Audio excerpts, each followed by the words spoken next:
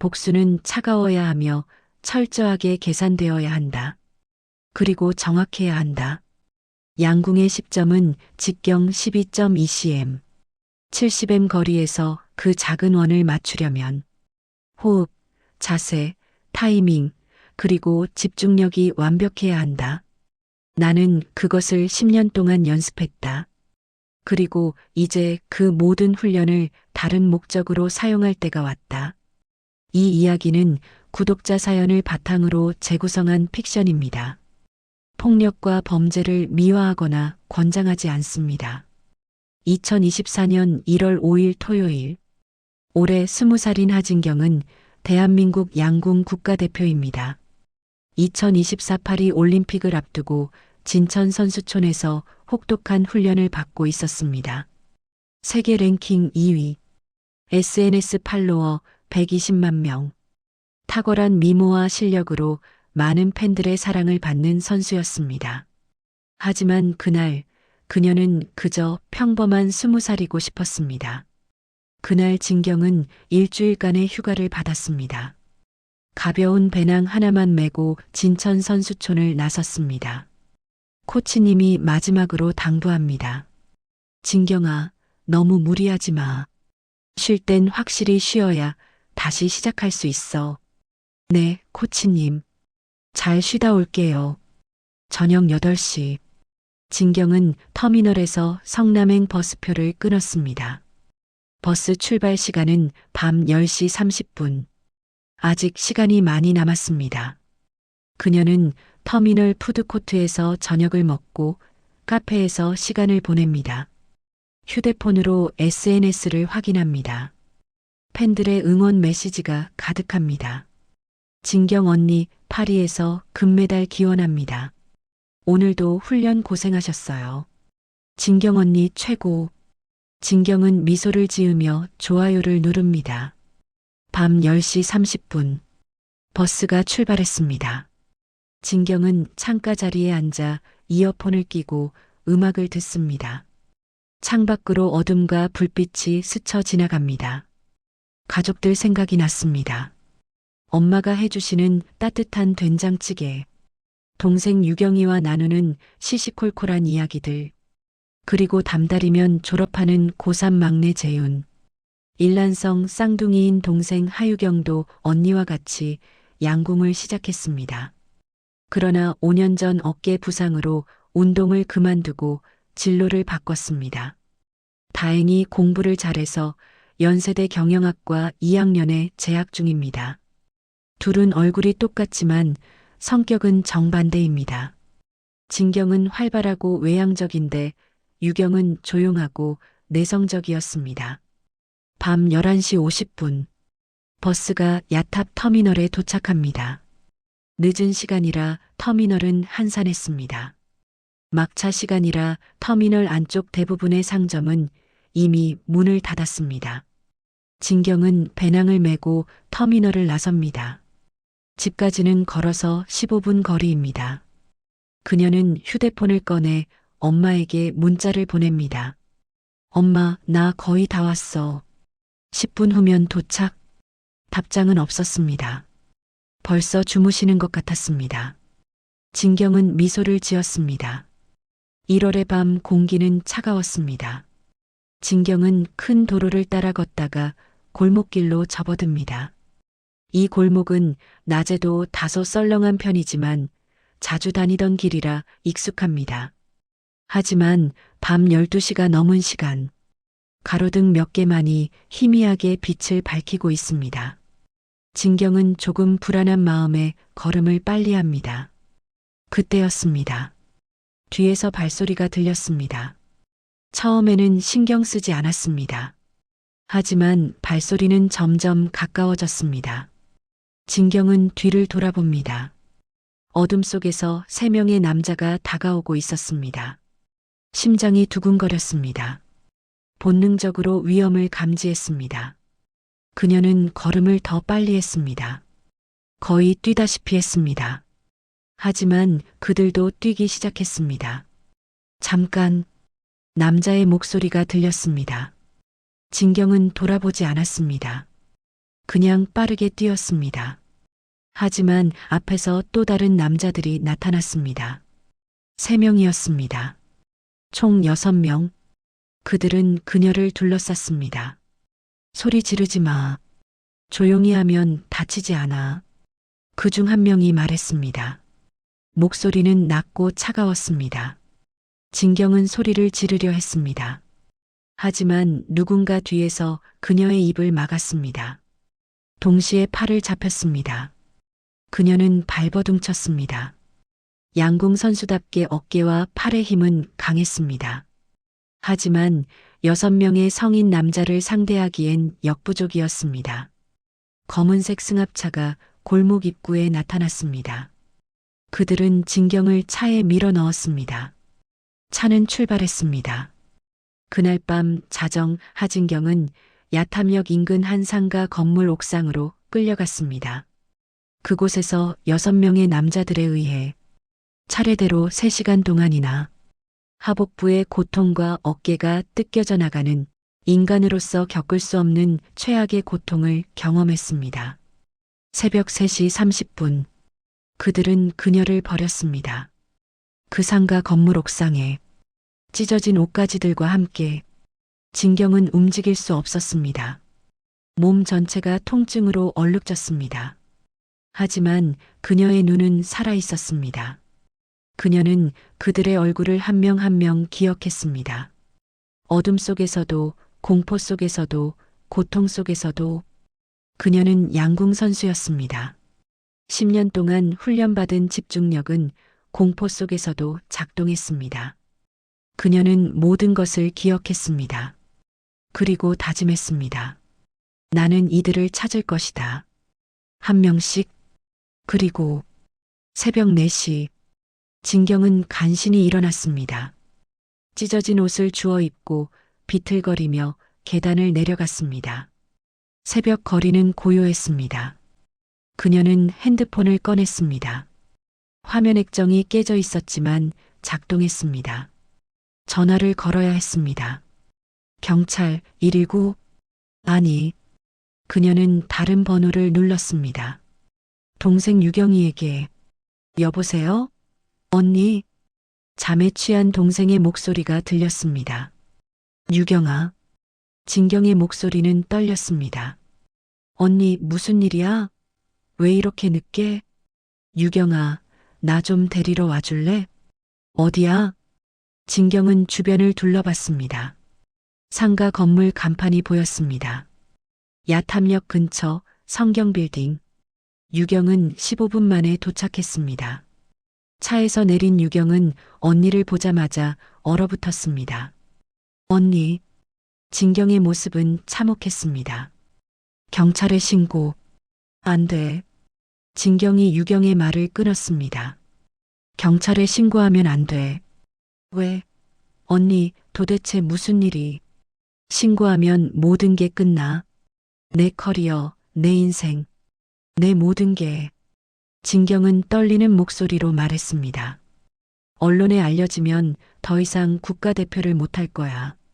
난 그냥 성폭행 피해자가 돼. 사람들은 날 그렇게만 볼 거야. 동정의 눈빛으로, 아니면 의심의 눈빛으로. 하지만 언니, 유경아. 진경이 동생의 눈을 똑바로 봤습니다. 나한테 시간을 줘. 내가 내 방식대로 해결할게. 언니가 무슨 방법으로? 나한테 방법이 있어. 진경은 섬뜩한 미소를 지었습니다. 나는 이들을 찾아낼 거야. 한 명씩. 그리고 그녀는 활시위를 당기는 신용을 했습니다. 명중시킬 거야. 1월 7일 월요일. 진경은 이틀 동안 방에 틀어박혀 있었습니다. 엄마에게는 감기에 걸렸다고 했습니다. 하지만 그녀는 단순히 쉬고 있는 게 아니었습니다. 그녀는 계획을 세우고 있었습니다. 침대에 누워 천장을 바라보며 그날 밤을 되새겼습니다. 6명의 얼굴, 6개의 목소리, 6가지 특징. 양궁 선수는 기억력이 좋습니다. 아니, 정확히 말하면 시각적 기억력이 탁월합니다. 관역을 맞추기 위해서는 바람의 방향, 자신의 호흡, 활의 떨림, 심지어 햇빛의 각도까지 모두 기억하고 계산해야 합니다. 진경은 10년 동안 이 훈련을 받았습니다. 그리고 이제 그 능력을 다른 용도로 사용할 것입니다. 노트에는 6개의 번호가 적혀 있었습니다. 1번부터 6번까지. 각 번호 옆에는 자세한 특징들이 빼곡히 적혀 있었습니다. 1번 30대 중반. 왼손잡이. 리더 같았음. 충청도 사투리를 씀. 싸구려 향수 냄새. 왼쪽 눈썹에 1cm 정도의 흉터. 2번 20대 후반. 오른쪽 팔뚝에 용 문신이 보였음. 약간 호전적 스타일. 목소리 톤이 높음. 키는 약 175cm 정도. 3번 40대 초반. 뿔테 안경을 착용. 거의 말이 없었음. 손톱을 물어뜯는 습관. 신경질적인 성격. 4번 20대 초반. 염색 머리에 귀걸이를 하고 계속 웃었음. 형님, 저 PC방 알바 가야 되는데 이거 언제 끝나요? PC방 알바였음. 5번 30대 초반쯤. 운동선수 같은 건장한 체격. 오른쪽 손목에 롤렉스 시계가 보였음. 6번 30대 후반. 대머리에 십자가 목걸이가 있었음. 목소리가 크고 덩치도 컸음. 유경이가 방문을 노크했습니다. 언니 들어가도 돼? 응. 유경이 들어왔습니다. 손에 들고 있는 쟁반에는 따뜻한 죽 한 그릇이 올려져 있었습니다. 먹어. 이틀 동안 제대로 먹은 게 없잖아. 진경은 일어나 앉았습니다. 그리고 죽을 받아들었습니다. 고마워. 두 자매는 잠시 침묵했습니다. 언니. 유경이 먼저 입을 열었습니다. 정말로 경찰에 신고 안 할 거야? 응. 왜? 진경은 숟가락을 내려놓았습니다. 유경아, 너 성폭행 사건 재판이 어떻게 진행되는지 알아. 피해자가 증언대에 서면 변호사들이 물어봐. 그날 무슨 옷을 입었나요? 술은 마셨나요? 왜 그 시간에 그 골목을 걸었나요? 저항은 했나요? 얼마나 강하게 저항했나요? 진경의 목소리는 차가웠습니다. 그리고 언론은, 기자들은 내 사진을 찍을 거야. 법원 앞에서 얼굴을 가린 채로. 그리고 기사 제목은 이렇겠지. 양궁 국가대표 하진경, 성폭행 피해 주장. 증명된 사실이 아니라 주장. 재판은 최소 1년. 그동안 난 훈련에 집중할 수 없어. 파리올림픽은 물 건너가. 그리고 설령 범인들이 유죄 판결을 받는다 해도 진경은 유경을 똑바로 봤습니다. 그들이 받는 형량은 고작 몇 년이야? 5년? 7년? 그리고 모범수로 잘 굴면 3년 만에 가석방. 그게 내가 겪은 고통에 대한 대가라고? 유경은 아무 말도 할 수 없었습니다. 아니야. 나는 다른 방법을 선택할 거야. 무슨 방법? 진경은 침대 옆 서랍을 열었습니다. 그리고 노트를 펼쳤습니다. 내 관역들이야. 진경은 섬뜩한 미소를 지었습니다. 피가 날 정도로 입술을 깨물며 나타나는 미소였습니다. 나는 이들을 찾아내서 복수할 거야. 그녀는 노트를 바라보며 눈물을 흘렸습니다. 어떻게 하는지 두고 봐. 유경아. 응, 언니. 진경이 유경의 손을 잡았습니다. 너 지금 방학이니 진천으로 지금 출발해. 뭔 소리야 지금? 부탁이야. 바로 출발해. 내가 전화로 설명할게. 유경이 진천으로 출발했습니다. 늦어도 아침 7시면 진천 선수촌에 도착할 겁니다. 유경아, 내 말 잘 들어. 말해봐. 내가 뭘 해야 되는지. 진경이 유경에게 차분하게 설명했습니다. 유경이 자주 진천으로 놀러와서 동료들과 코치님을 알고 있었습니다. 일단 버스를 놓쳐서 찜질방서 잤다 하고 휴가를 반납하고 연습한다 하고 감기 증세가 있다고 마스크와 모자로 가리고 다니라고. 진경은 설명을 마치고 다시 노트를 펼쳤습니다. 하지만 문제가 있었습니다. 얼굴과 특징만으로는 그들을 찾을 수 없었습니다. 야탑 근처에 이런 특징을 가진 사람이 수백 명은 될 것입니다. 시작점이 필요했습니다. 그들이 어디서 모였는지, 어떻게 진경을 타깃으로 삼았는지. 진경은 마스크에 벙거지 모자를 쓰고 오리털 패딩을 입었습니다. 엄마 차를 빌려 타고 그 장소 주변으로 갔습니다.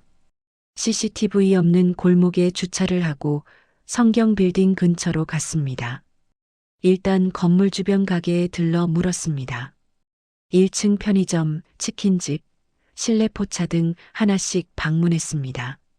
지난주 토요일 밤 6명 정도 온 남자 손님들 없었나요? 대부분 별다른 정보를 얻지 못했습니다. 하지만 한 곳에서 결정적인 단서를 찾았습니다. 야타포차라는 작은 실내 포장마차. 50대 후반의 여주인이 운영하는 가게였습니다. 사장님, 혹시 지난주 토요일 밤에? 진경이 물었을 때 주인 아줌마가 기억해냈습니다. 아, 그날 맞아. 남자들 여럿이서 여기 왔었지. 여럿이요? 응. 6명인가? 7명인가? 꽤 시끄럽게 마셨어. 밤 10시쯤부터 11시 반까지. 진경은 숨을 죽였습니다. 혹시 어떻게 생긴 사람들이었는지 기억나세요? 글쎄, 혼자 하느라 바빠서. 근데 한 명은 기억나. 대머리에 덩치 큰 사람. 목소리가 엄청 컸거든. 6번 대머리와 인상차기가 비슷했습니다. 다른 사람들은요? 젊은 애들도 있었고, 나이 든 사람도 있었고. 아줌마는 뭔가 생각하다가 말했습니다. 아, 맞다.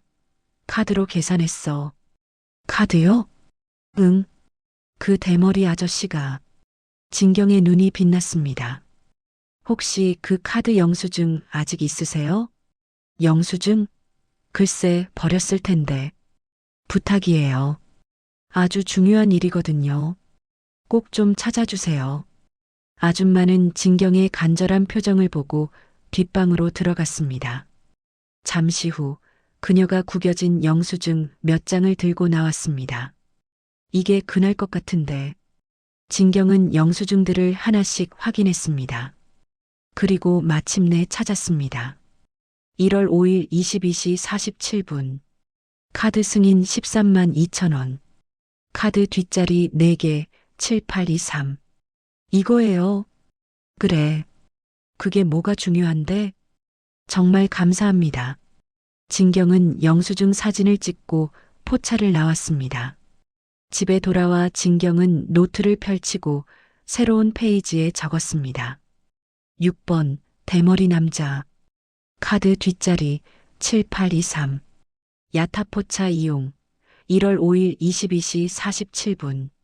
그리고 그 아래 큰 글씨로 적었습니다.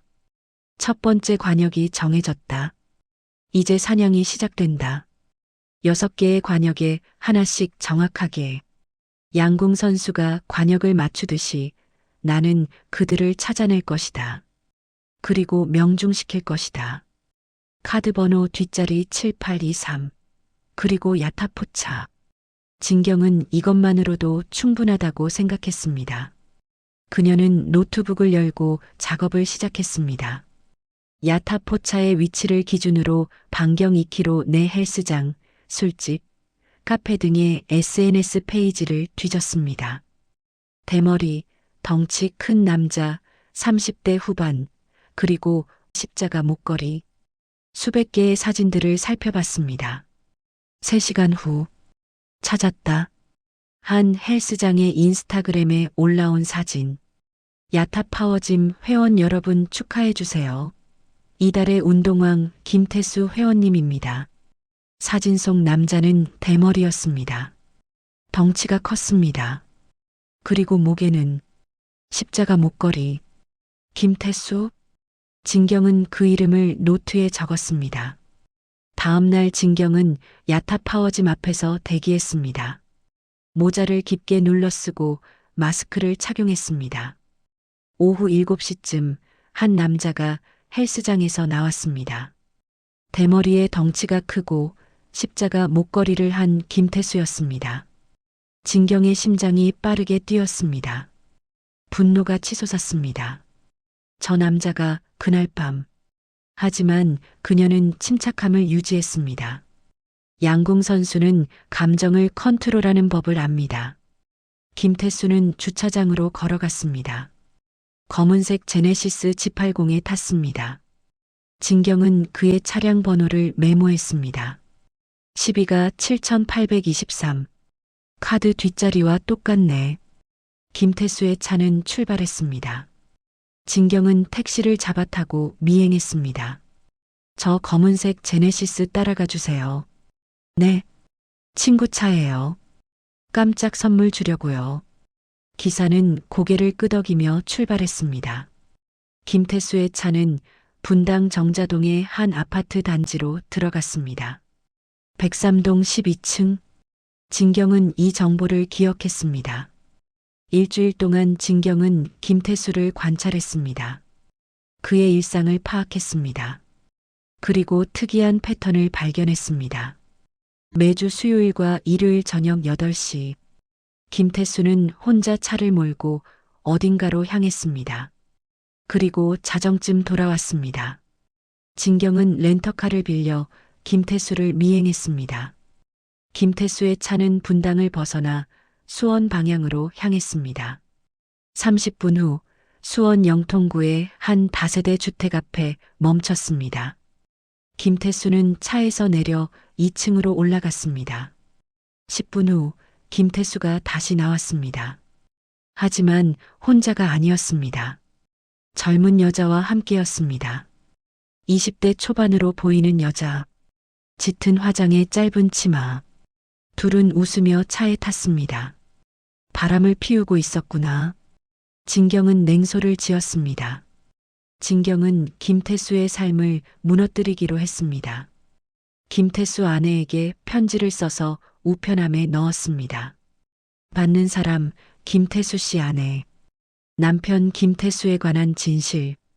저는 당신에게 진실을 알려드리고 싶어 이 편지를 씁니다. 매주 수요일과 일요일 저녁 8시 김태수는 수원 영통구 영통동 127번지로 갑니다. 그곳에서 20대 초반의 여자를 만나 모텔로 갑니다. 이것은 한두 번이 아닙니다. 확인이 필요하시다면 이번 일요일 저녁 8시에 그 주소로 가보십시오. 그리고 한 가지 더. 김태수는 당신이 생각하는 것보다 훨씬 더 나쁜 사람입니다. 그는 지난 1월 5일 한 젊은 여성을 납치하고 성폭행했습니다. 5명과 함께. 믿기 어렵겠지만 이것은 사실입니다. 정의를 바라는 사람으로부터. 일요일에 진경은 다시 그곳으로 향했습니다. 김태수의 아내가 정말로 올지 확인하기 위해서였습니다. 오후 8시 김태수의 아내가 택시에서 내렸습니다. 그 여자 집 근처에 숨었습니다. 5분 후 김태수의 차가 도착했습니다. 김태수는 2층으로 올라갔습니다.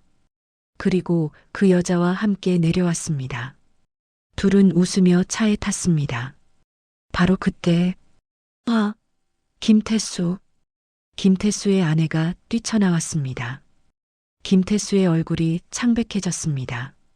여보, 여기를 어떻게... 당신이 왜 여기 있는지나 말해봐.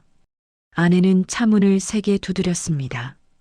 옆자리의 여자는 놀라 비명을 질렀습니다. 나와. 당장 나와. 이웃 주민들이 창문을 열고 구경했습니다. 김태수는 어쩔 수 없이 차에서 내렸습니다. 여보, 이건 오해야. 오해. 오해라고?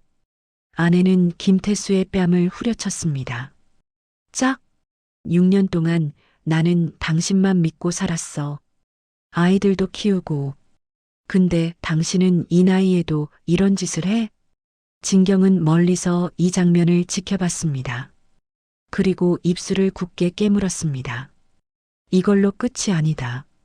김태수의 삶은 빠르게 무너졌습니다. 아내는 이혼 소송을 제기했습니다.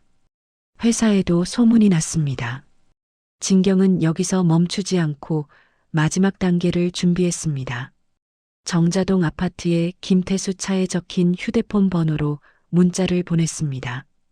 1월 5일 토요일 밤을 기억하십니까? 김태수는 문자를 받고 당황했습니다. 다음 날 또 문자를 보냈습니다. 성경빌딩 옥상에서 6명이 한 여자를 기억나십니까? 김태수의 얼굴이 하얗게 질렸습니다. 연이어 또 3번째 문자를 보냈습니다.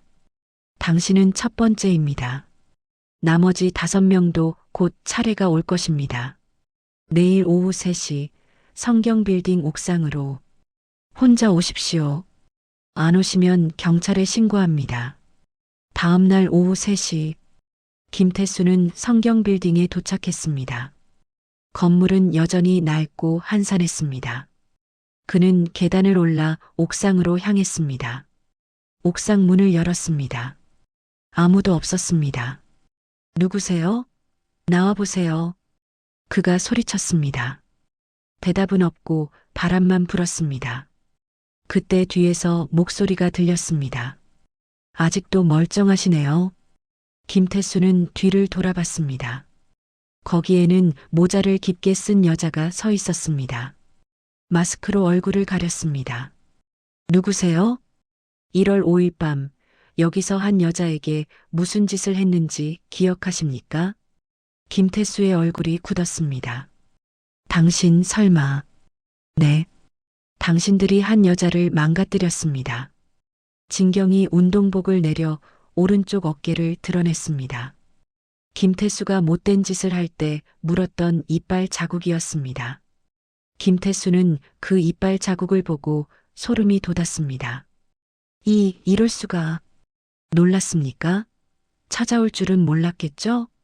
진경은 배낭에서 무언가를 꺼냈습니다. 활. 정확히는 분해된 양궁 활이었습니다.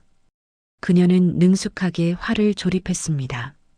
김태수는 눈이 커졌습니다. 뭐 하는 거요? 진경은 화살을 장전했습니다.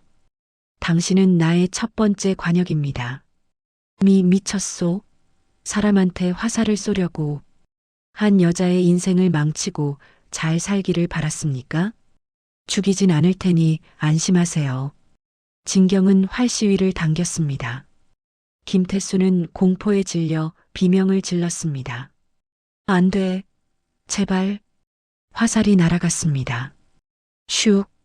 화살은 정확히 날아가 김태수의 오른쪽 무릎을 파괴했습니다. 화살촉은 타깃 포인트 대신 끝이 둥근 블런트 포인트를 사용했습니다. 아! 김태수는 그 자리에 주저앉았습니다. 제발 살려주십시오. 말했잖아요. 죽이진 않는다고. 진경은 또 다른 화살을 꺼냈습니다. 제발 쏘지 마시오. 진경이 활 시위를 당겼습니다. 슉. 화살이 날아가 김태수의 같은 부위를 또 타격했습니다. 아! 무릎이 완전히 꺾이면서 김태수가 바닥에 주저앉았습니다. 진경이 다시 화살을 장전했습니다.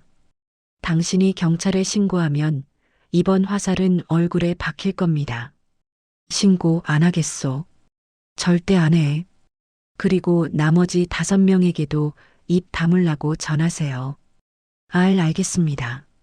진경의 활이 김태수의 머리를 겨냥했습니다. 김태수가 놀라며 바지에 오줌을 지리고 말았습니다. 이제 가보세요. 천천히. 그리고 기억하세요. 당신들이 나에게 한 짓을 나는 평생 잊지 못할 것입니다. 진경의 활은 여전히 김태수의 머리를 겨냥하고 있었습니다. 알았소. 제발 쏘지 마시오. 김태수가 계단 쪽으로 기어갔습니다. 진경은 활을 분해해서 다시 배낭에 넣었습니다. 진경은 옥상에 혼자 남았습니다. 그녀는 피가 묻은 화살을 집어들었습니다. 그리고 깊게 숨을 쉬었습니다. 노트를 꺼내 6번의 줄을 그었습니다. 이제 하나의 관역이 끝났다. 남은 건 5. 김태수는 그날 이후 완전히 무너졌습니다. 이혼은 확정되었고 회사에서는 해고당했습니다.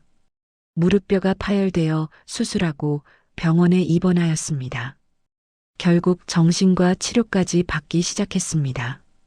그러나 진경은 만족할 수 없었습니다. 그녀의 복수는 이제 시작이었습니다. 남은 5명 중 다음 타깃은 4번. 20대 초반, 염색머리, 귀걸이, 계속 웃었던 남자.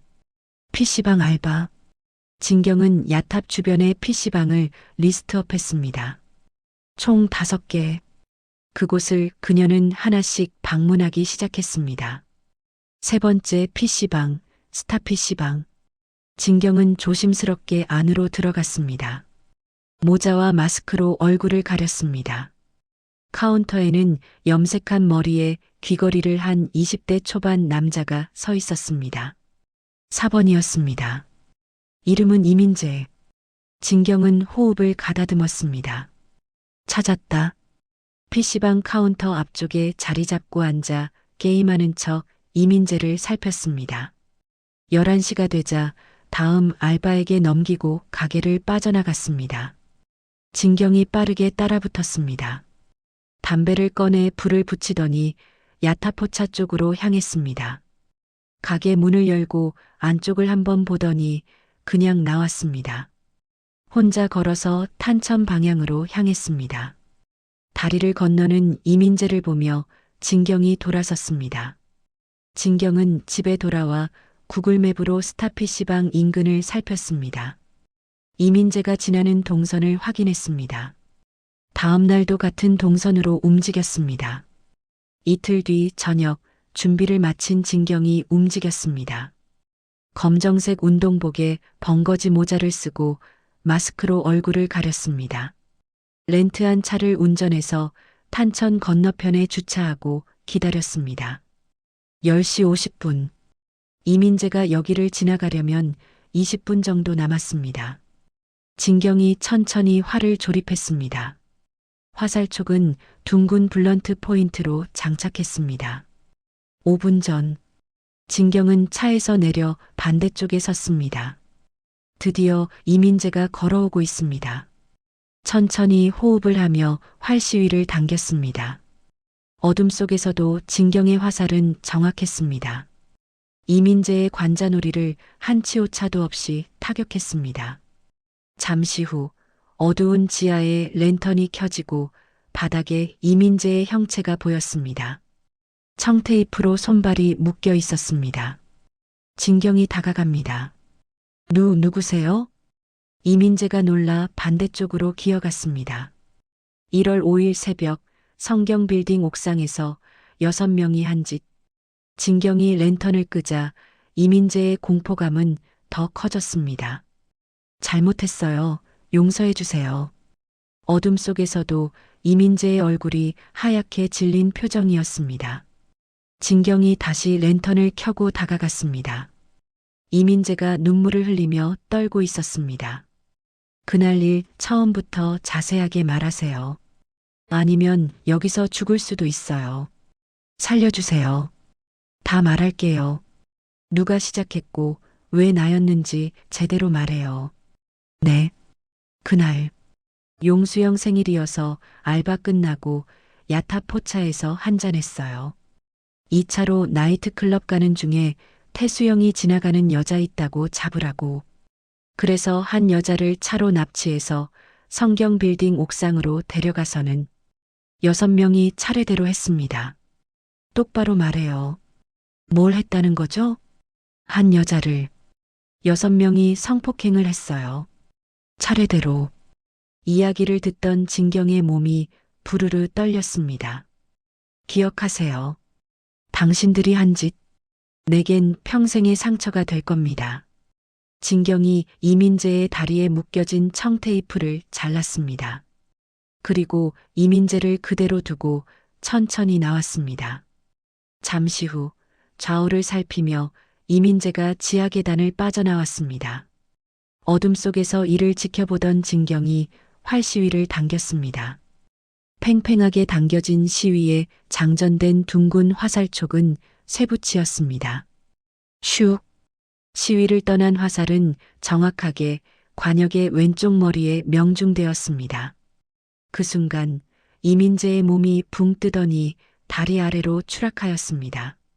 1m 50 정도 아래 다리 밑에는 물이 흐르지 않았습니다. 진경은 화살을 회수하고 몸을 돌렸습니다. 낮에 봐둔 공중전화 부스로 다가가 119에 신고를 했습니다. 탄천 다리 밑에 사람이 떨어져 있어요. 집으로 돌아온 진경은 녹음을 들었습니다. 이민재의 자백은 완벽했습니다. 이틀 후 뉴스가 나왔습니다. 야탑동 탄천다리에서 20대의 남성이 둔기에 맞아 쓰러져 있었습니다. 두개골이 파열되어 수술하고 입원 중인데 기억상실인 듯합니다. 경찰은 주변 CCTV를 확보하고 탐문 수사를 진행 중이라고 밝혔습니다. 진경은 뉴스를 보며 노트의 4번에 줄을 그었습니다. 두 번째 관역 끝. 이제 남은 건 넷. 이민재의 뉴스가 나가자 나머지 4명은 불안해하기 시작했습니다. 그들은 다시 모였습니다. 4명이 한 술집에 모였습니다. 민재 그 새끼가 입을 놀린 건 아닐까? 한 명이 화를 냈습니다. 진정해. 민재는 기억상실이라잖아. 용문신이 말했습니다. 그럼 민재는 누가 그런 거지? 원한이 많은가 보지. 혹시 그 여자는 아니겠지? 큰 덩치가 조용히 말했습니다. 그 여자가 우리한테 복수라도 한다는 거야? 뿔테안경은 말없이 손톱을 물어뜯었습니다. 복수, 그렇게 어린애가. 진경은 멀리서 그들을 촬영했습니다. 그리고 5번에 집중했습니다. 30대 초반, 건장한 체격, 오른쪽 손목에 비싼 시계. 5번, 다음은 너야. 5번을 찾는 것은 어렵지 않았습니다. 그는 술집에서 나올 때 고급 외제차를 탔습니다. 포르쉐 911. 진경은 차량 번호를 확인하고 따라붙었습니다. 서현동 시범단지 우성 아파트로 들어갔습니다. 주차된 차량으로 다가가 연락처와 출입 스티커에 붙은 동과 호수를 확인했습니다. 1층으로 다가가 우편함을 열어 이름을 확인했습니다. 강민호. 집으로 돌아온 진경은 카톡에 강민호의 연락처를 입력했습니다. 카톡 사진에는 그의 화려한 생활이 가득했습니다. 고급 레스토랑, 해외여행, 명품 시계 컬렉션, 그리고 회사 이름, 테크노바. 진경은 노트북을 켜고 강민호에 대해 더 조사했습니다. 테크노바는 AI 기반 보안 솔루션을 개발하는 회사였습니다. 주요 고객은 대기업과 정부기관. 보안 솔루션이라. 진경은 아이디어를 떠올렸습니다. 그의 회사를 무너뜨리면 되겠네. 진경은 컴퓨터에 능숙하지 않았습니다. 하지만 막내는 달랐습니다. 막내는 고3이지만 컴퓨터 다루는 데는 천부적이었습니다. 이미 학교장 추천으로 카이스트 전산학부에 조기 전형 합격하였습니다. 진경은 막내한테 부탁했습니다. 재윤아, 이 회사 서버에 침투할 수 있어? 해킹 말하는 거야? 그건 범죄인데. 범죄라고 하니 망설였습니다. 법적으로 문제없게 하는 방법이 있긴 한데. 진경의 눈빛이 반짝였습니다. 그게 뭔데? 만약 그 회사 보안에 허점이 있다는 걸 증명한다면. 어떻게? 화이트 해커처럼 접근하는 거지. 보안 취약점을 발견하고 그걸 언론에 제보하는 거야. 진경은 미소를 지었습니다. 좋아, 그럼 그렇게 해봐. 재윤은 며칠 동안 테크노바의 보안 시스템을 분석했습니다. 그리고 놀라운 사실을 발견했습니다. 누나, 이거 봐. 테크노바가 만든 보안 솔루션에 백도어가 있어. 백도어? 응. 쉽게 말하면 몰래 들어갈 수 있는 뒷문이야. 이게 의도적으로 만들어진 거면 엄청난 스캔들이 될 거야. 의도적? 그래. 보안 회사가 자기네 제품에 백도어를 심어 놓으면 고객들의 정보를 마음대로 볼 수 있잖아. 진경의 눈이 빛났습니다. 증거를 확보할 수 있어? 이미 했어. 막내는 익명으로 IT 보안 전문 매체에 제보했습니다. 제목 테크노바 보안 솔루션의 치명적 결함. 내용 테크노바가 개발한 보안 솔루션에 의도적인 백도어가 존재합니다. 이는 고객 정보 유출로 이어질 수 있는 심각한 보안 문제입니다. 증거 자료를 첨부하니 확인 부탁드립니다. 진경이 PC방에 들어가 문자 전송 프로그램을 실행했습니다. 강민호 씨, 1월 5일 토요일 성경 빌딩 옥상을 기억하십니까? 누구세요? 짐승 같은 당신들에게 인생을 짓밟힌 사람. 강민호는 문자를 읽고 주변을 살폈습니다. 내일 밤 12시 성경 빌딩 그 장소로 혼자 오세요. 잘못했습니다. 반성하고 있습니다. 안 나오면 경찰서에 신고할 겁니다. 알겠습니다. 나갈게요. 진경은 30분 전 미리 도착했습니다. 강민호가 천천히 옥상을 살피며 걸어왔습니다. 진경이 옥상 문 쪽을 잠시 살폈습니다. 혼자 온 것 같았습니다.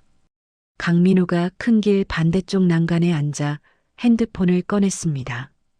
그 순간 슉 화살 한 대가 밤 공기를 가르며 강민호의 뒤통수를 타격했습니다. 캣 단발마의 신음소리를 내며 빌딩 아래로 추락했습니다. 진경은 옆 건물 옥상에 널브러져 있는 강민호를 확인했습니다. 떨어져 있던 화살과 강민호의 핸드폰을 챙겨 집으로 돌아왔습니다. 3일 후 뉴스가 터졌습니다. IT 보안 업체 테크노바 자사 제품에 백도어 심어 고객 정보 유출 우려. 주요 고객사들 테크노바와 계약 해지 선언. 검찰 테크노바 압수수색. CEO 강민호 자살 시도. 언론에서는 자살 시도라고 분석하였습니다. 강민호의 화려한 SNS는 더 이상 보이지 않았습니다. 회사 주가는 폭락했습니다. 투자자들은 소송을 제기했습니다. 강민호는 하루아침에 모든 것을 잃었습니다. 진경은 노트에 5번의 줄을 그었습니다. 세 번째 관역, 끝. 이제 남은 건 셋. 하지만 진경은 몰랐습니다. 경찰이 점점 진실에 가까워지고 있다는 것을. 분당 경찰서 박진우 형사.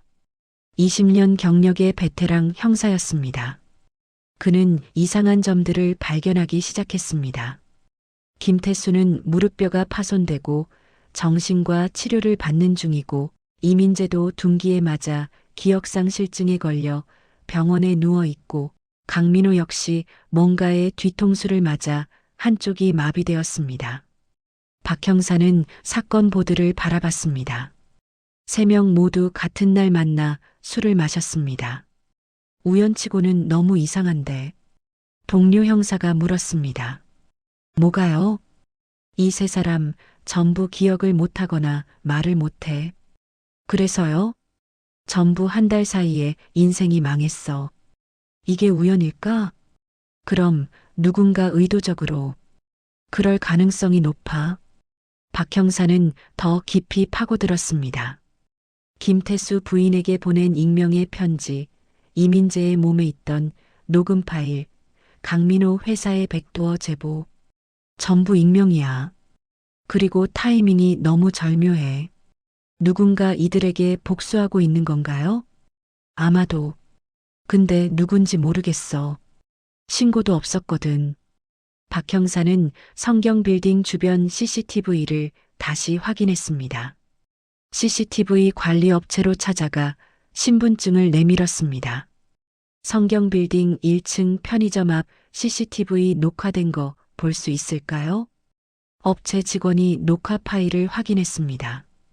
여기 편의점 CCTV는 녹화된 게 없습니다. 녹화된 게 없다뇨? 업체 직원이 전산을 살펴보고 있었습니다.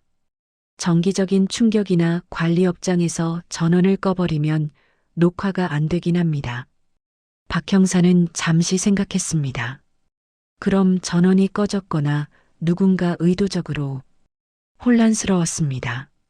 경찰서로 돌아온 박 형사는 근처 다른 CCTV가 있는지 확인했습니다. 그리고 밤 12시쯤 경찰서를 나섰습니다. 성경 빌딩 주변에 주차되어 있는 차량의 블랙박스를 찾아보기로 했습니다. 주차돼 있는 차량 5대의 차주들에게 전화를 돌렸습니다. 소득이 없었습니다. 모두 오늘 처음 주차한 차량들이었습니다. 근처 다른 CCTV는 연결선이 없거나 녹화가 안 되었습니다. 그런데 찾았습니다. 동원빌딩 신축 공사장 자재분실을 감시하던 CCTV 파일을 USB에 다운받아 경찰서로 돌아왔습니다. 여기서는 뭐가 단서가 나와야 할 텐데. 하지만 진경은 이 모든 것을 알지 못했습니다. 그녀는 다음 복수를 준비하고 있었습니다. 남은 3명, 리더와 용문신, 그리고 뿔테안경이 남았습니다. 조금만 더, 조금만 더. 진경은 자신의 활을 손질했습니다. 화살촉을 점검했습니다. 그리고 중얼거렸습니다. 곧 끝난다. 박 형사는 밤을 꼬박 새며 CCTV를 돌렸습니다. 밤 12시쯤 한 명의 여자가 걷고 있었습니다. 그 뒤를 3명의 남자가 뒤따랐습니다. 뛰어가던 여자 앞을 가로막은 또 다른 3명의 남자. 검은 승합차에 여자를 싣고 화면에서 사라졌습니다. 박 형사는 천천히 다시 돌려보았습니다. 여자가 등에 가방을 메고 있었습니다. 확대해 보았습니다. 진천선수촌 글자 위에 태극마크가 보였습니다. 진천선수촌 국가대표? 박 형사가 마른 손으로 얼굴을 비볐습니다. 확인해 봐야겠어. 박 형사는 진천선수촌으로 향했습니다. 박 형사는 1월 5일 전후로 진천선수촌에서 휴가를 나온 선수들을 조사했습니다. 리스트에는 여러 이름이 있었습니다. 박 형사는 서울 수원 용인 분당 쪽 주소지 선수들을 뽑았습니다. 모두 5명. 서울 2명, 용인 2명, 그리고 수원이 1명이었습니다. 분당이나 성남 주소인 선수는 없었습니다. 5명의 선수들의 알리바이나 행선지는 이번 사건과 무관했습니다. 수사가 막혔습니다. 박 형사는 의자에 등을 붙이고 잠들었습니다. 진경의 복수는 계속 진행 중이었습니다. 하지만 경찰도 진실에 가까워지고 있었습니다. 과연 진경은 모든 복수를 완료할 수 있을까? 아니면 그 전에 잡힐까? 다음 날 박 형사는 다시 진천선수촌으로 내려갔습니다. 1월부터 2월까지 휴가 대상인 선수 전체 리스트를 확보했습니다. 이상한 점을 발견했습니다. 휴가 대상 명단에 있던 하진경 선수가 휴가 명단에는 빠져 있었습니다. 하진경의 휴가 대상일은 1월 5일이었습니다. 박진우 형사는 하진경에 대한 자료를 모았습니다. 양궁 국가대표 에이스, 20세, 진천선수촌 소속, 주소가 분당 야탑동, 제일 유력한 피해자인데 휴가 명단에 있는데 휴가를 안 갔다? 박 형사는 CCTV를 다시 천천히 돌려보았습니다. 그리고 SNS에 있는 하진경의 사진들과 비교했습니다. 체형, 걸음걸이, 평소 복장, 배낭. 이게 설마 1월 5일 휴가로 터미널에 내려 야탑집에 가는 길에 이 선수가 CCTV 속 여자일 가능성이 높은데 동료 형사가 물었습니다. 그럼 직접 만나볼까요? 그래야겠어. 하지만 조심스럽게. 피해자일 가능성이 높으니까. 박 형사는 다시 진천선수촌을 찾아갔습니다. 하진경 선수를 만나고 싶습니다. 아, 진경이요? 지금 훈련 중인데요. 코치가 안내했습니다. 양궁장에서 한 여성이 활을 쏘고 있었습니다. 70m 거리. 슉. 화살이 날아가 정확히 10점에 꽂혔습니다. 박 형사는 감탄했습니다. 하진경 선수님? 여성이 돌아봤습니다. 마스크 너머로 보이는 눈. 네, 무슨 일이세요? 저는 분당경찰서 박진우 형사입니다. 잠깐 이야기 좀 나눌 수 있을까요? 진경은 박 형사와 마주 앉았습니다. 무슨 일로 저를 찾으신 건가요? 혹시 1월 5일 밤 어디 계셨는지 기억하시나요? 1월 5일이요? 잠깐만요. 그녀는 핸드폰을 꺼내 확인했습니다. 아, 그날 휴가 받았는데 막차를 놓쳐서 못 갔어요. 올림픽이 얼마 남지 않아 연습이나 더 하려고요. 박 형사가 수첩에 메모를 했습니다. 그럼 그 다음 날인 1월 6일은 훈련하고 있었겠네요? 네, 맞습니다. 확실하세요? 네. 그날 저녁에 코치님이랑 같이 저녁 먹고 밤 10시쯤 기숙사에 들어갔어요. 그럼 그날 이후 계속 여기 계셨나요? 진경이 다시 핸드폰을 검색했습니다. 네, 계속 훈련하고 있었습니다. 박 형사는 의아했습니다. 그럼 휴가는요? 금메달 따고 실컷 휴가 가려고요. 박 형사는 코치에게도 확인했습니다.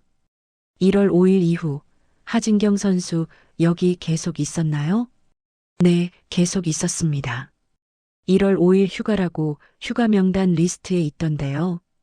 코치가 잠시 스케줄표를 확인했습니다. 아, 그때 휴가 대상이었는데 훈련한다고 휴가 반납했어요. 제가 저녁도 같이 먹었거든요. 확실합니까? 물론이죠. 진경이는 파리 올림픽 준비 때문에 휴가도 없이 훈련했습니다. 박 형사는 혼란스러웠습니다. 그럼 CCTV 속 여자는 누구지? 하지만 박 형사가 만난 것은 진경이 아니었습니다. 유경이었습니다. 일란성 쌍둥이인 유경은 언니와 완벽하게 똑같았습니다. 그리고 그날 유경은 선수촌에서 언니 역할을 했던 것입니다. 이미 진경과 유경은 말을 마쳤습니다. 유경아, 부탁이 있어. 뭔데? 경찰이 진천에 갈 수도 있어. 나를 찾으러. 그럼 선수촌에서 내가 나인 척 해줘. 우리 얼굴이 똑같잖아. 아무도 모를 거야. 하지만 코치님도 속일 수 있어. 그냥 훈련하는 척만 하면 돼. 너 양궁할 줄 알잖아. 할 줄은 아는데 언니만큼은 아니고. 괜찮아. 완벽할 필요는 없어. 그냥 내가 거기 있었다는 것만 증명하면 돼. 진경은 유경에게 전화를 걸었습니다. 유경아, 어땠어? 형사가 왔었어. 1월 5일 이후에 어디 있었냐고 물어봤어. 뭐라고 했어? 선수촌에 있었다고 했어. 코치님이랑 저녁 먹었다고. 믿었어? 그런 것 같아. 하지만 언니 왜? 이거 너무 위험한 것 같아. 경찰이 더 파고들면. 걱정 마. 조금만 더 참으면 끝나. 남은 3명 중 진경은 2번을 선택했습니다. 20대 후반, 오른쪽 팔뚝에 용문신, 경상도 사투리. 진경은 그들이 자주 모이는 술집 근처에서 대기했습니다. 일행들의 사건을 본 뒤 나머지들은 극도로 조심했습니다. 하지만 그들은 여전히 만났습니다. 그들은 술을 마시고 나왔습니다. 이제 우리도 조심해야 해. 1번이 말했습니다. 누가 우릴 쫓고 있어? 그 여자일까? 용문신이 물었습니다. 설마, 진짜 찾아내면 가만 안 둘 거야. 용문신은 거칠게 말했습니다. 진경은 멀리서 그들을 지켜봤습니다. 가만 안 둘 거라고? 한번 해봐. 용문신이 지하철을 탔습니다. 진경도 같은 칸에 탔습니다. 멀찍이 떨어져서 용문신은 강남역에서 내렸습니다. 진경이 따라 내렸습니다. 용 문신이 한 건물로 들어갔습니다. 건물 입구에는 드래곤 타투라는 간판이 보였습니다. 문신샵이었습니다. 여기서 일하는구나. 진경은 며칠 후 그 문신샵을 찾아갔습니다.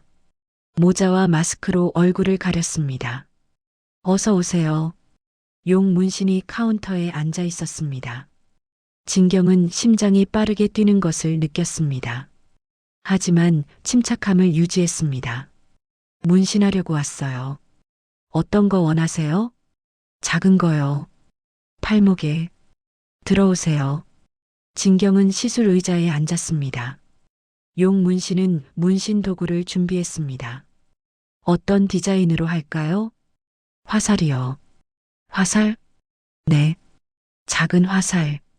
오케이. 용 문신이 스케치를 시작했습니다. 진경은 그의 팔뚝에 있는 용 문신을 봤습니다. 그날 밤이 떠올랐습니다. 분노가 치솟았습니다. 바늘이 피부를 찌르기 시작했습니다. 따끔한 통증. 하지만 진경은 표정 하나 바꾸지 않았습니다. 아프지 않으세요? 용 문신이 물었습니다. 괜찮아요. 이 정도는 대단하네요. 보통 처음 하는 분들은 많이 아파하시는데 저 원래 통증에 강해요. 30분 후 문신이 완료되었습니다. 작은 화살이 진경의 왼쪽 팔목에 새겨졌습니다. 완성입니다. 진경은 거울로 확인했습니다. 마음에 들어요. 다행이네요. 관리 잘하셔야 해요. 알겠습니다. 진경은 계산을 하고 명함을 받아 문신샵을 나왔습니다. 진경의 방문은 단순한 문신이 아니었습니다. 그녀는 용 문신의 근무 패턴을 파악했습니다. 그리고 그의 약점을 찾았습니다. 용 문신의 이름은 조성훈. 나이는 29세. SNS를 확인한 결과 그는 불법 도박에 빠져 있었습니다. 인스타그램 스토리에는 경마, 카지노, 온라인 도박 사이트 화면이 자주 올라왔습니다. 도박 중독자구나. 진경은 다시 구글 어스로 조성훈의 가게 주위를 살폈습니다. 통행이 많은 강남이라 원하는 장소가 없었습니다. 야탑에서 모이는 날을 디데이로 잡는다. 진경은 기다리기로 했습니다. 유경의 개강까지는 한 달 정도가 남았습니다. 사흘 후 토요일 저녁 야탑포차 앞 골목.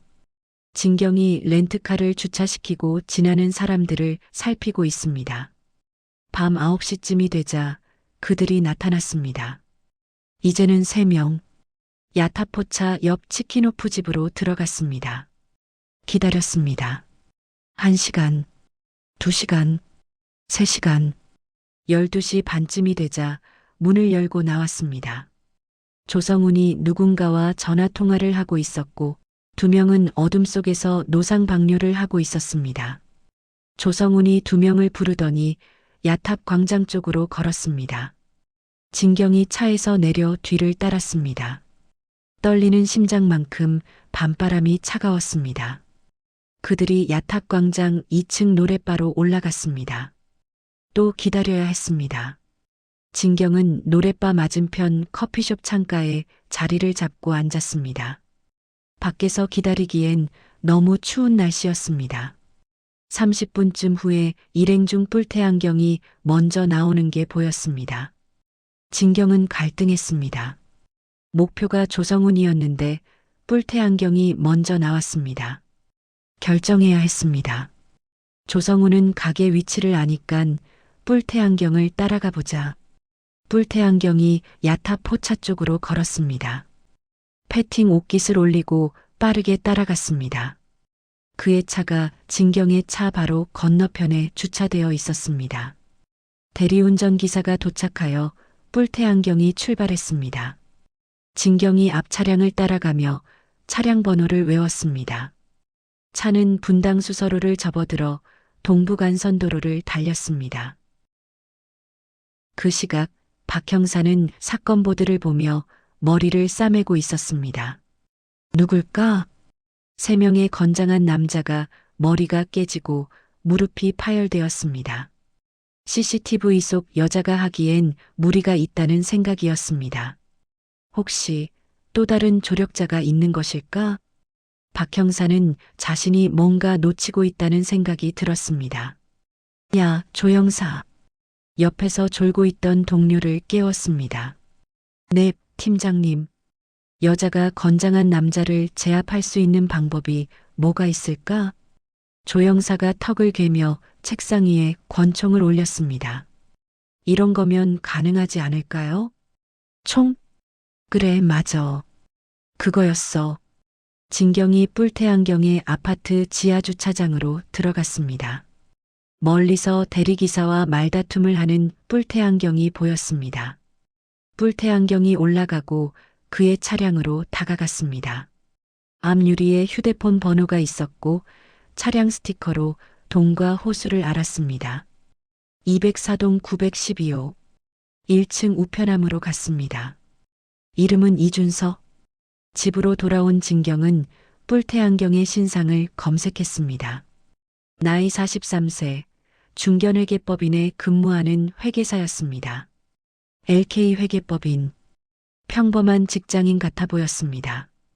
그러나 진경은 그날 제일 잔인했던 이준석의 얼굴을 떠올렸습니다. 분노로 몸이 떨렸습니다. 노트에 3번 뿔테안경의 위 내용을 첨부했습니다. 다음 날 저녁 진경은 PC방으로 향했습니다. 익명으로 문자를 보내는 프로그램을 실행했습니다. 조성훈 씨, 1월 5일 밤을 기억하십니까? 잠시 후 답장이 도착했습니다. 누구시죠? 너희들이 한 여자의 인생을 망친 장면을 목격한 사람. 조성훈은 문자를 받고 벌떡 일어났습니다. 오늘 밤 12시, 그때 그 장소로 혼자 오세요. 만일 안 나오면 경찰에 신고할 겁니다. 조성훈이 불안한 듯 바로 답을 못했습니다. 누구와도 상의 말고 혼자 나오세요. 알겠습니다. 혼자 가겠습니다. 그날 밤 11시 반쯤 진경은 성경빌딩 옆 건물 옥상으로 올랐습니다. 한계층이 높았지만 거리상으로 20m쯤 떨어진 곳이었습니다. 배낭에서 활을 꺼내 조립을 시작했습니다. 화살촉을 타켓 포인트로 조립했습니다. 에어컨 실외기 옆에서 건너편 옥상을 주시하고 있었습니다. 그때 검은 그림자 하나가 주변을 두리번거리며 옥상에 나타났습니다. 아무도 없습니까? 조성훈의 겁먹은 목소리가 들렸습니다. 진경은 좀 더 기다렸습니다. 조성훈이 좀 더 밝은 곳으로 오기를. 누구 없어요? 건조한 목소리가 다시 한번 들렸습니다. 진경이 화살을 장전했습니다. 그때였습니다. 누가 장난친 거 아냐? 또 다른 목소리가 들렸습니다. 나타난 그림자는 1번이었습니다. 장난은 아닌 것 같았어요. 진경이 숨을 죽이고 실외기에 등을 대고 앉았습니다. 그렇습니다. 조성훈이 리더인 1번을 데리고 나온 겁니다. 진경은 작전을 변경해야 했습니다. 다른 날을 선택하거나 지금 2개의 관역을 명중시키거나 건너편 옥상에 2개의 관역. 바람은 없다. 관역이 움직일 가능성은 있다. 거리는 30에서 40m. 둘 중 하나의 실패의 경우 화살을 회수할 수 있을까? 결국 진경은 오늘은 포기하기로 했다. 건너편 옥상에서 서성거리는 그들을 보며 먼저 건물을 벗어났다. 렌트카에 배낭을 넣고 PC방으로 향했다. 조성훈 씨, 약속을 어기셨군요. 조성훈이 옥상 주위를 둘러보며 1번에게 손짓을 했다. 둘이 휴대폰 화면을 보고 있었다. 죄송합니다. 혼자 오기 무서워서. 이제 조성훈 씨는 끝났습니다. 경찰에 신고할 겁니다. 집으로 돌아온 진경은 익명으로 분당경찰서에 제보했습니다. 조성훈이 대규모의 불법 온라인 도박 사이트를 운영하고 있습니다. 증거 자료를 첨부합니다. 그리고 조성훈의 SNS 캡처와 도박 사이트 정보를 보냈습니다. 다음 날 인터넷 뉴스와 유튜브에서 먼저 올라왔습니다. 불법 온라인 도박 사이트 운영자 검거, 강남 소재 문신샵 운영자 조성훈 씨와 일당 4명. 조성훈은 체포되었습니다. 그리고 경찰 조사 과정에서 1월 5일 사건과의 연관성이 드러났습니다. CCTV에서 여자의 입을 막은 조성훈이었습니다. 진경은 노트 2번에 줄을 그었습니다. 4명은 끝냈고 이제 남은 건 2명. 1번 리더와 뿔테안경 이준석. 진경은 먼저 이준석을 선택했습니다. 40대 초반 검은 뿔테안경 착용, 손톱을 물어뜯는 습관. 이제 남은 것은 1번과 3번 뿐이었습니다. 일당들은 술집에서 만났습니다. 성훈이까지 잡혔어? 1번이 말했습니다. 우리도 시간 문제야. 뿔테안경은 손톱을 물어뜯으며 말했습니다. 진정해. 우리 둘은 조심하면 괜찮을 거야. 근데 진짜 그 여자가 우릴 쫓고 있는 거 맞아? 그럴 수밖에. 이렇게 정확하게 우리를 찾아낼 수 있는 건 그 여자뿐이야. 진경은 멀리서 그들을 지켜봤습니다. 맞아. 나야. 그리고 곧 너희 차례야. 진경은 이준석의 업무를 조사했습니다. 그리고 발견했습니다. 그가 담당하는 기업들의 회계 장부에 문제가 있다는 것을. 진경은 막내의 도움을 받아 이준석이 담당한 어사 회계 보고서를 분석했습니다. 그리고 분식회계의 증거를 찾아냈습니다. 누나, 이거 봐. 이 회사 재무제표가 조작됐어. 확실해? 응. 매출은 부풀리고 부채는 축소했어. 전형적인 분식회계야. 증거를 확보할 수 있어? 이미 했어. 이걸 금융감독원에 제보하면. 그래. 저장해. 다음 날 진경은 이준석에게 익명으로 문자를 보냈습니다. 이준석 씨, 지난 1월 5일 새벽 성경빌딩 옥상 기억하십니까? 누구신지? 이준석이 화들짝 놀라며 사무실을 나왔습니다. 당신들이 한 여자에게 몹쓸 짓을 한 걸 촬영한 사람. 뭐라고요? 당신이 제일 악랄하게 여자를 괴롭힌 것 같던데? 진경은 문자를 보내면서도 치가 떨렸습니다. 도대체 누구세요? 원하는 게 뭡니까? 진경은 순간 사건의 방향을 틀고 싶어졌습니다. 원하는 건 돈이지 5천만 원 입금하는 거로. 뭐요? 5천? 5천 안 되면 촬영 동영상을 경찰에 넘기겠습니다. 잠시만요. 이준석은 식은땀이 났습니다. 5천이 문제가 아니라 동영상이 인터넷이나 뉴스에 나오는 게 문제였습니다. 사회적인 매장은 물론이고 가족들이 알게 되는 게 무서웠습니다. 알겠습니다. 5천 입금하는 것으로. 진경은 성폭력 피해자 지원센터에 계좌번호를 남겼습니다. 내일 밤 12시 야탑 성경빌딩 옥상에 동영상 원본을 쇼핑백에 두겠습니다. 네네. 누구에게 알리거나 신고하면 동영상은 경찰서로 직행합니다. 네, 알겠습니다. 이준석은 다리에 힘이 풀려 그 자리에 주저앉아 버렸습니다.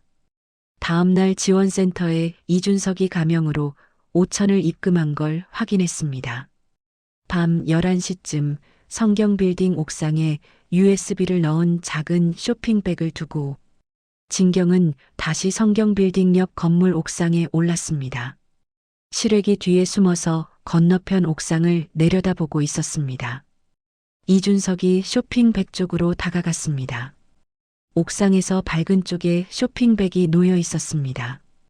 이준석이 쇼핑백을 집어들고 허리를 펴는 순간 슉! 건너편 옥상에서 진경의 활시위를 떠난 화살이 이준석의 이마와 귀 사이를 때렸습니다. 퍽, 윽. 머리 깨지는 소리와 신음소리가 동시에 터져나왔습니다. 진경의 활에는 이미 또 한 대의 화살이 장전되었습니다. 슉. 비틀거리던 이마를 타격하며 이준석이 옥상 아래로 사라졌습니다. 진경이 줄을 당겨 화살을 회수하고 옥상을 빠져나왔습니다. 다음날 뉴스에는 이준석 이야기로 시끄러웠습니다. LK회계법인 소속 이준석 회계사의 분식회계 의혹, A사 분식회계로 검찰 내사 중 자살 시도 전 거금 인출, 이준석은 긴급 수술 후 집중치료실로 옮겨졌습니다. 수사는 중단되었습니다. 박 형사는 이준석의 얼굴을 확인했습니다. 1월 5일 CCTV 사진 속에 있는 인물이었습니다. 진경은 노트에 적혀있던 3번의 줄을 그었습니다. 5 끝. 이제 남은 건 1명. 1번 리더. 30대 중반. 왼손잡이. 왼쪽 눈썹에 흉터.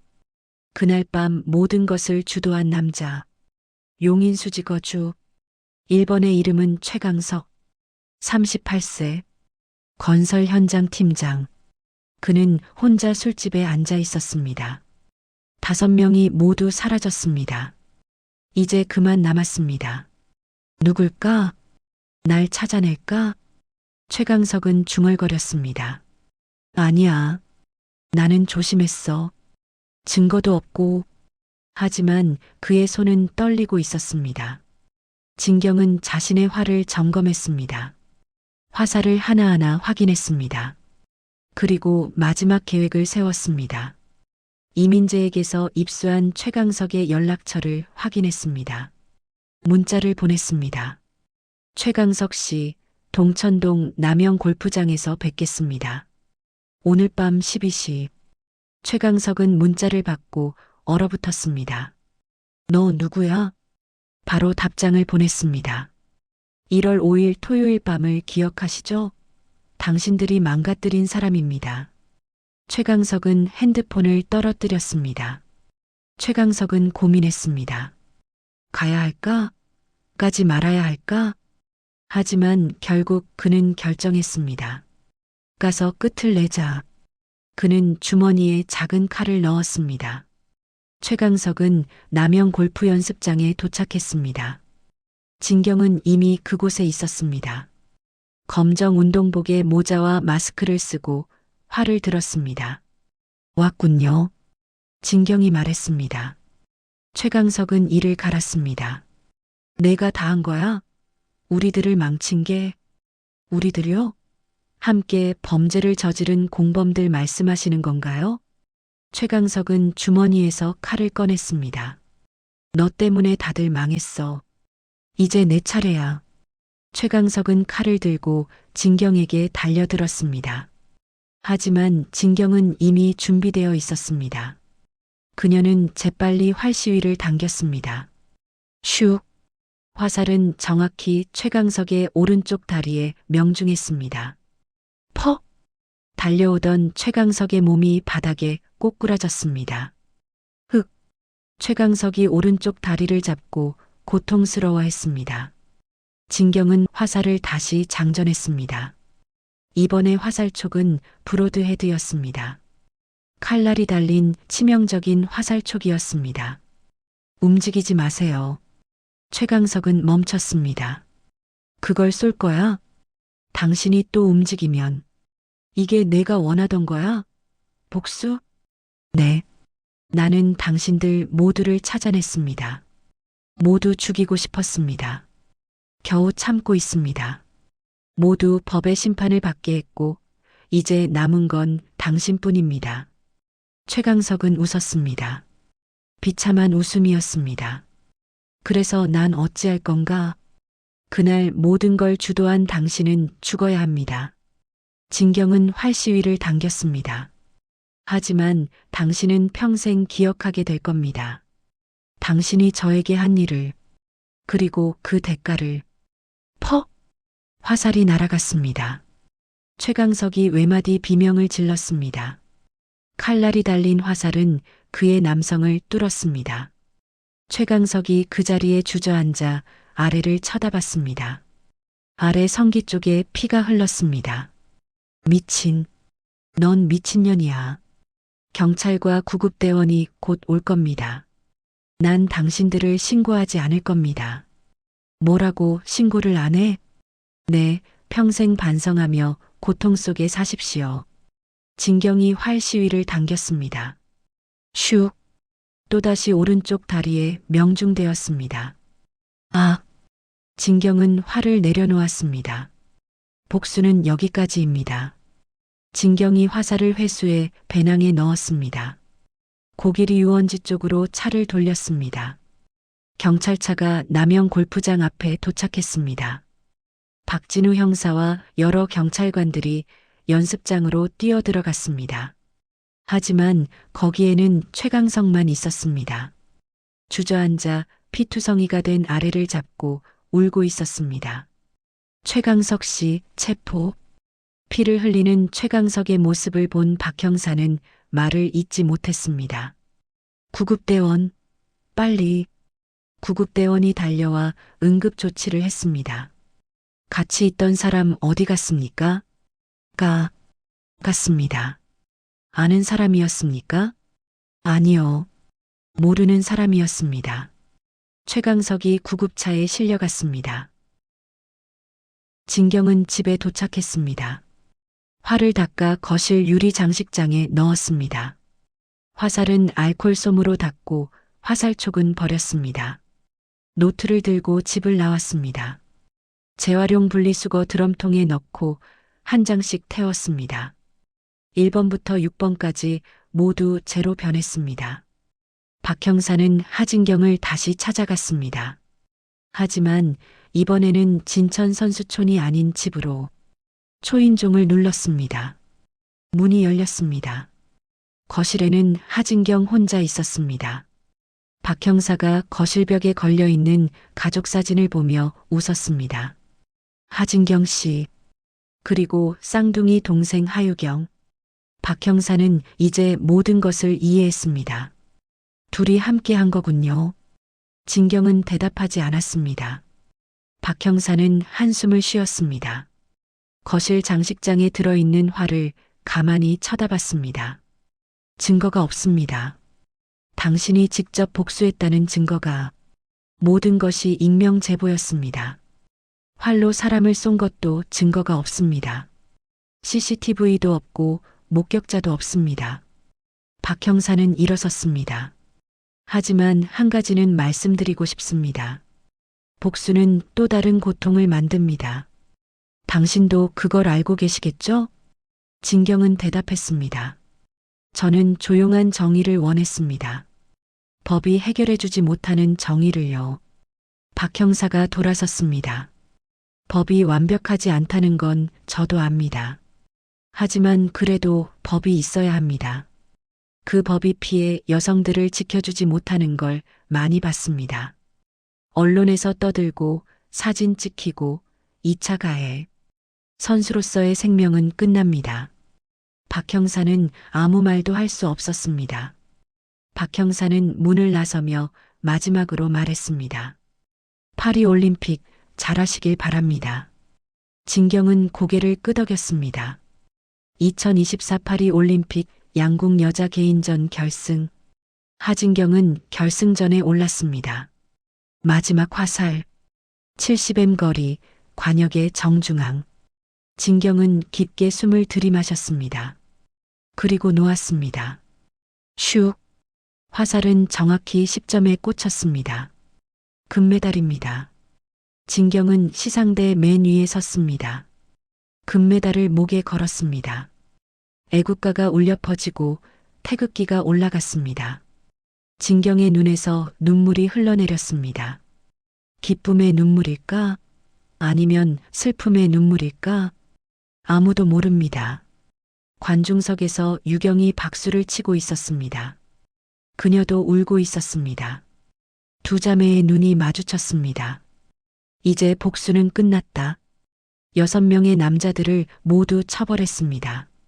하지만 진경의 상처는 치유되지 않았다. 그녀는 금메달을 땄지만 그날 밤의 기억은 영원히 남을 것입니다. 복수가 정의인가? 아니면 또 다른 폭력인가? 그 답은 당신이 결정할 것이다. 방송 카메라가 진경의 왼쪽 팔목을 비쳤습니다. 그곳에는 작은 화살 문신, 그리고 그 옆에 작은 글씨, 네버 퍼겟. 이 이야기는 픽션입니다. 하지만 현실에서도 수많은 피해자들이 정의를 찾지 못한 채 살아가고 있습니다. 모든 성폭력 피해자들에게 이 이야기를 바칩니다. 그리고 진정한 정의가 이루어지는 사회를 꿈꿉니다.